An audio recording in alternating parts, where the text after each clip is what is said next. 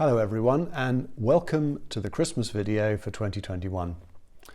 A story is told of a school nativity play in a very competitive school in which children vied each year to take the starring roles. On one occasion, a young man was denied the part of Joseph, something he had coveted for some time, and was instead cast as the innkeeper.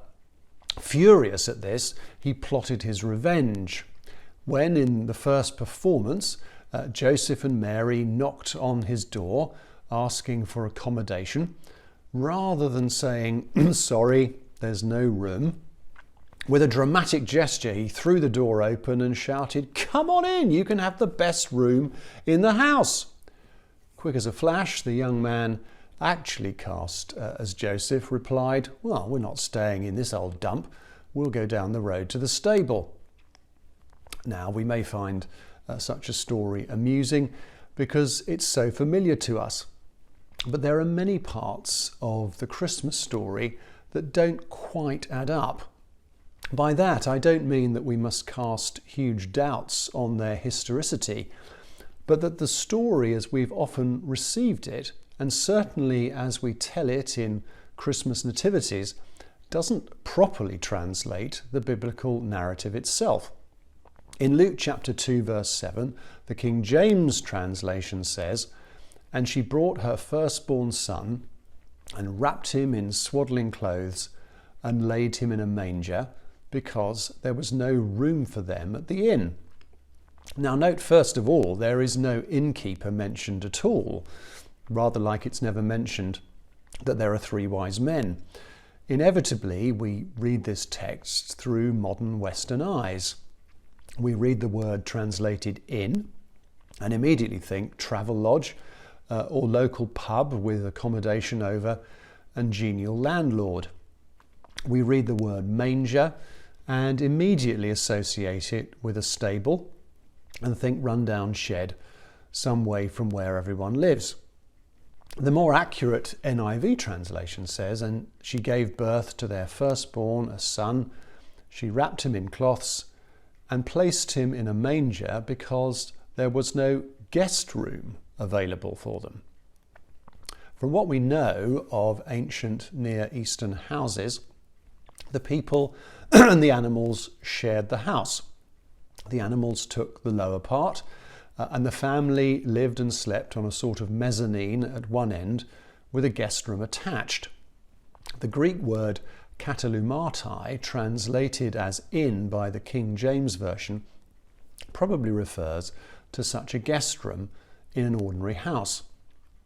Because that was full, Mary would have given birth in the typical family quarters and perhaps laid Jesus in one of the impressions in the floor that were filled with hay for the animals to reach over and eat from their quarters.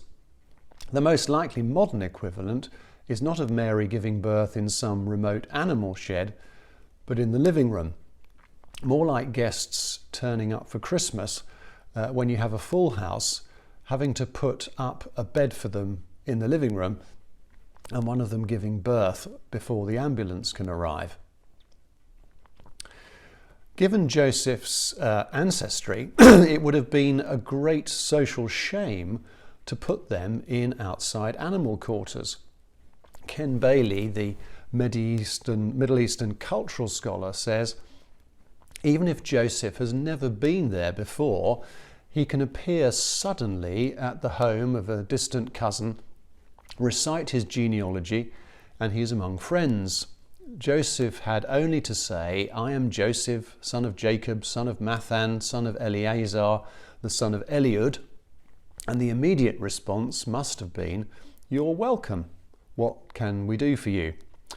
If Joseph did have some member of the extended family resident in the village, he was honour bound to seek them out.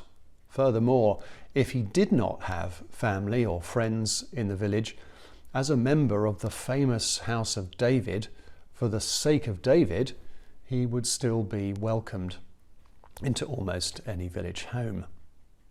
So the typical scene beloved of Christmas cards, nativity plays and popular carols extends the clearly miraculous conception of Jesus to a strange and unusual birthplace. We talk of Jesus sharing our experience, but the story extrapolated from a verse in Luke's Gospel actually serves to distance him from us. The whole point is that Jesus' birth takes place in a crowded Palestinian home, just like many other Jewish boys of the time. The birth is actually nothing unusual. I'm so sorry if this undermines your carol singing with its familiar but likely false imagery. If we penetrate through the accretions of legend and tradition to the text itself, we find a much richer and more powerful picture of God's intimate involvement with his broken creation.